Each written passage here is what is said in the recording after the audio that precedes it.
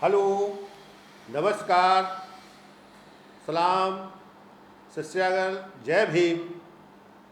साथियों, हम लोग लाइव पर हैं। साथियों, देश में जो विकृतियां बढ़ रही हैं और उन विकृतियों को रोकने का कोई ऐसा रास्ता नहीं निकल रहा है। इस देश में जो उस श्रेष्ठता को प्राप्त कर लिया है या उस बड़े पद पर पहुंच गया है जहाँ से इस देश का संचालन होता है, तो वो इस देश में जो इस देश की सेक्युलरिज्म सिस्टम की बात करता है तो उसके खिलाफ या उसे देश में या उसे सजावार करने की कोशिश में रहता है, जिस कारण से इस देश में तमाम तरह की अनियमितताएं बढ़ती जा रही हैं और वो ठीक नहीं हो पा रही हैं। आज देश में जो संघर्ष है वो सबके अलग अलग हो गए हैं। जो सेक्युलरिज्म सिस्टम के जो संघर्ष हैं, जो इस देश में इक्वलिटी के लिए है, जो इस देश में न्याय के लिए है, चाहे वो सामाजिक न्याय हो, चाहे आर्थिक न्याय हो, चाहे इस तरह की जो न्याय की प्रक्रिया है वो भी विकृत जैसी दिखाई दे रही है, क्योंकि हम लोग सब लोग अलग अलग करके कुछ सिस्टम को नहीं समझ पा रहे हैं। या देश जो है, अगर देश को चूँकि विकृत सामाजिक व्यवस्था से यह देश ही बना हुआ है तो उसको अखंड भारत और मजबूत भारत की बात जो हुई है, जो बात चल रही है, लेकिन वो आज तक अखंड भारत को बनाने की बात तो है, लेकिन इसको पहल नहीं हो रहा है। वो चूँकि इस देश में मानव को हिंसा के रूप में या उसके विभेद के रूप में अलग अलग करने का जो सिस्टम जारी है, जो इस देश में ऐसी एक विचारधारा है, जो प्रवृत्ति है, जो इस देश में एकता और अखंडता के बिल्कुल विपरीत है, वो अपने तरीके से उसको एकता और अखंडता में लाना चाहते हैं। बल्कि सामाजिक परिवर्तन की जो बात है तो वो भी सामाजिक परिवर्तन की बात करते हैं और ये कहते हुए कि भाई हम अखंड भारत बनाएंगे, लेकिन जबकि मानो जब विषमता है, जब भेदभाव है, उसमें जब उनकी व्यवस्था में भेदभाव है तो कभी ये मानो एकता और अखंडता की बात नहीं हो सकती है।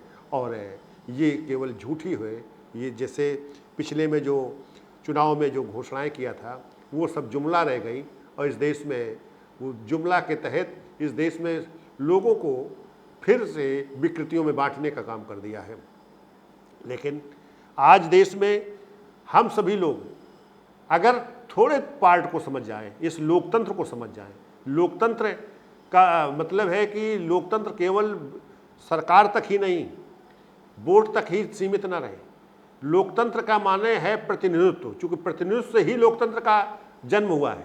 आज प्रतिनिधित्व अगर होगा तभी लोकतंत्र माने रखता है, क्योंकि वोट के माध्यम से इसको लाया गया है और हर आदमी की इक्वलिटी वोट के माध्यम से पहचानी जाती है और उसको रखा जाता है।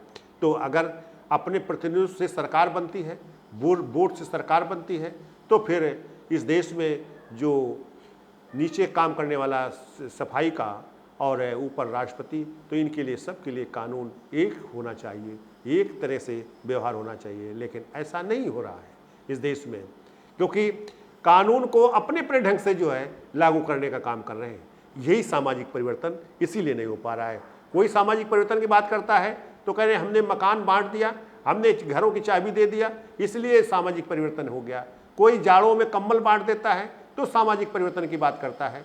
इस तरह से कोई अनाज बांट दिया तो सामाजिक परिवर्तन की बात, जबकि इस देश में सामाजिक परिवर्तन सीधे सीधे माने रखता है कि इस देश में भागीदारी कायम हो।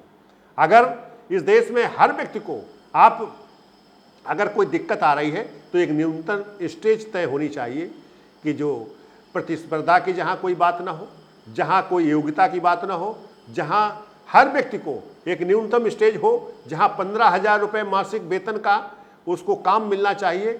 उसे जो फोर्थ क्लास को काम देते हैं तो उस तरह से फोर्थ क्लास को काम के रूप में 15,000 रुपये मासिक का उसे काम मिलना चाहिए हर व्यक्ति को, जहाँ की योग्यता का कोई मानक नहीं है। दूसरी बात, इसको जब ये थोड़ा योग्य हो जाएगा, जब ये इस तरह से चलेगा, तो जब कंपटीशन होगा, इसके बाद जब आगे जो पद है, जो काम का सिस्टम है, तो उसके लिए जो है प्रतिस्पर्धा का और योग्यता का ध्यान रखा जाए। चूँकि हर स्तर पर प्रतिनिधित्व होना चाहिए, तो जब यहाँ एक जीरो से थोड़ा ऊपर चलेगा, जब उसके रोटी खाने का, जब उसे रहने का, जब उसके स्वास्थ्य के लिए, जब वो बच्चों के लिए पढ़ाई का, ये जब उसकी पूर्ति होने लगेगी, तो फिर वो कंपटीशन में आगे बढ़ने का काम करेगा और कंपटीशन में लाने का काम करेगा।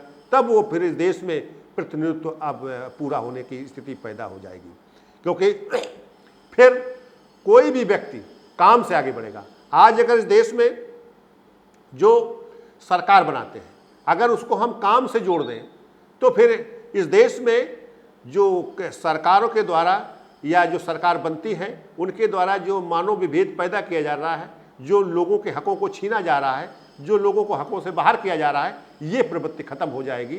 फिर लोग जब काम से जाएंगे तो लोगों के, उसका काम है सदस्यता बनाना, लोगों की समस्या को सुनना, उनको अपने पास कलेक्शन करना और उसको फिर समस्याओं का समाधान के लिए रास्ता निकालना, ये उसका काम है। तो इस काम के लिए अगर वो अपने वोट कलेक्ट करेगा, तब वो लोगों के पास जाना पड़ेगा, लोगों की बात सुननी पड़ेगी, तब उसके समझ में आएगा कि ये कमी है और इस तरह इसको पूरा किया जाना चाहिए, तभी हमें उस ऊंचाई को प्राप्त करने का समय मिलेगा। नहीं, हम उस ऊंचाई को नहीं पा सकते हैं। तो अगर ये सिस्टम हो, आज तो केवल पैसे से हो रहा है, पैसा खर्च करता है या बाहुबली से, ताकत से, कि डरवा धमका कर वोट लेना, या फिर अपने उससे बाहुबल से या उसे धन से, इस तरह का जो सिस्टम है, तो ये देश को विकृतियों की तरफ ले जा रहा है, विकृतियां बढ़ती जा रही हैं। इसलिए राष्ट्रीय भागीदारी आंदोलन, ये इस आंदोलन की जो सामाजिक परिवर्तन है, तो उसमें सीधे सीधे है कि सबको काम, 15,000 रुपये मासिक वेतन, दूसरा सबको पेंशन, वृद्ध विकलांग विधवा और प्रधान बीडीसी डीडीसी सभासद आदि को 10,000 रुपये मासिक वेतन मिलना चाहिए, और इसके लिए ये आंदोलन है। और दूसरी बात, इस देश में जो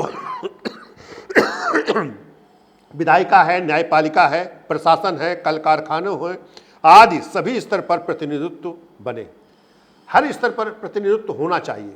दूसरी बात, नागरिकता है, किसान समस्या है, जाट है, गुर्जर है, पाटिल है, कायस्थ है, पिछड़ा है, अति पिछड़ा है, अनुसूचित जाति है, अनुसूचित जनजाति है, पासमानदा है, और सामान्य वर्ग का जो आरक्षण आंदोलन है, इसको भी उसको सीधे सीधे फिर भागीदारी में कन्वर्ट होना चाहिए। जब सभी लोग आरक्षण की चाहत रखते हैं, जब सभी लोग आरक्षण के लिए लड़ रहे हैं, संघर्ष कर रहे हैं, तो फिर इस देश में एक सीधा सीधा कानून होना चाहिए कि इस देश में जिसकी जितनी संख्या उसकी उतनी हिस्सेदारी होना चाहिए। और जो इसमें आर्थिक और ये जो लगा कर रखते हैं कि नहीं आर्थिक आधार पर आरक्षण होगा, ये सब गलत है, क्योंकि ये आरक्षण तो केवल सामाजिक आधार को ही मान्यता दी गई थी। लेकिन फिर भी अगर ये संघर्ष है, तो इस संघर्ष के समाधान के लिए जो हमें सबकी भागीदारी करना चाहिए, प्रतिनिधित्व के आधार पर से जिसकी जितनी संख्या उसकी उतनी हिस्सेदारी हर स्तर पर होनी चाहिए। फिर न्यायालय भी, विधायिका भी, फिर आपका प्रशासन भी, कल कारखानों, हर जगह उसको इस हिसाब से होना चाहिए।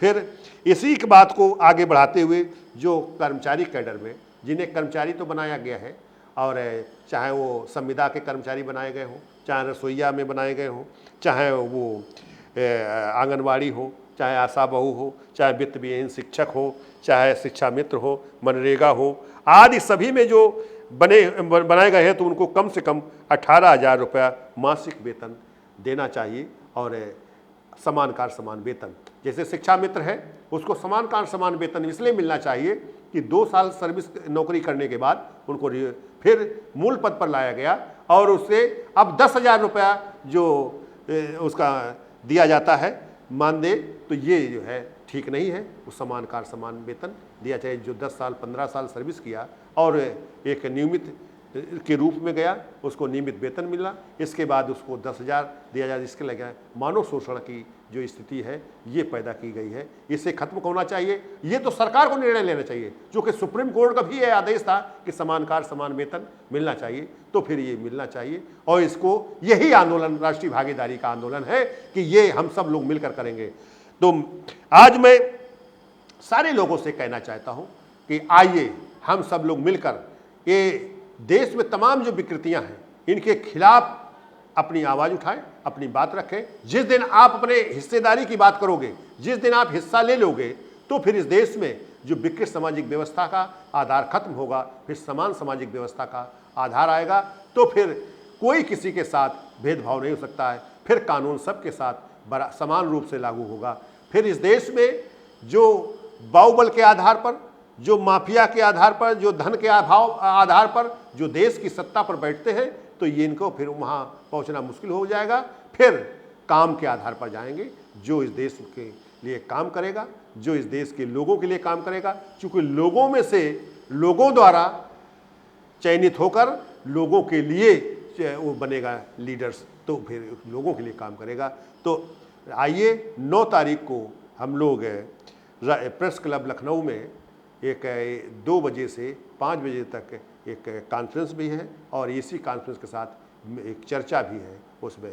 तो प्रेस का क्लब में आइए, नीचे फ्लोर में हम सभी लोग बैठकर ये निर्णय लें, और ये काम जिस दिन आप स्वयं करने लगेंगे तो फिर दूसरे के सहारा बंद कर देंगे, तो ये स्थिति अपने आप से चेंज हो जाएगी। कोई इसमें बहुत बड़ा काम नहीं है, लेकिन आपके दिमाग और सोच की बनाने की बात है। लोग तैयार हैं।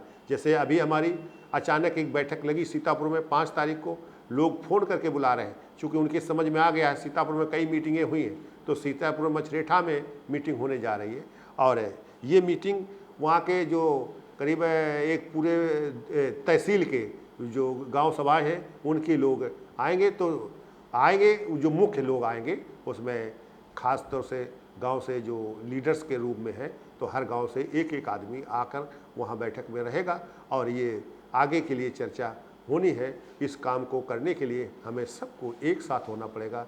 साथियों, मैं अपनी बात को यहीं रोकता हूँ, लेकिन सब लोग अलग अलग जो लड़ाई लड़ रहे हैं वो लड़ाई का माटो समझें, और कैसे हम एक साथ हो सकते हैं अपने अधिकार के लिए। दूसरा, हमारा इस सिस्टम में इसको चलाने के लिए हमने सामाजिक और राजनीतिक और आर्थिक तीनों चीज़ों का समन्वय रखा है। ये तीनों चीज़ों की पूर्ति होगी, सामाजिक भी लड़ाई होगी, और राजनीतिक भी होगी, और आर्थिक भी, डेवलपमेंट की भी स्थिति पैदा होगी। आप का जो है ये काम करेंगे तो इस काम में ये तीनों चीज़ों की पूर्ति होगी। यही इसका आरक्षण राष्ट्रीय भागीदारी आंदोलन का लक्ष्य है, और इसी के तहत इस देश में जो बाबा साहब जो संविधान दिया, और बाबा साहब ने जो विचार दिए, और जिस कारण से इस देश में विषमता को ख़त्म करने का एक रास्ता दिया है, उस रास्ते को हमें पाने के लिए या उस रास्ते को प्राप्त करने के लिए हमें एक यही रास्ता है। इसी रास्ते पर हमें आगे चलना होगा। इसमें किसी से भेदभाव नहीं है, किसी से नफरत नहीं है, सबसे भाईचारे की बात है।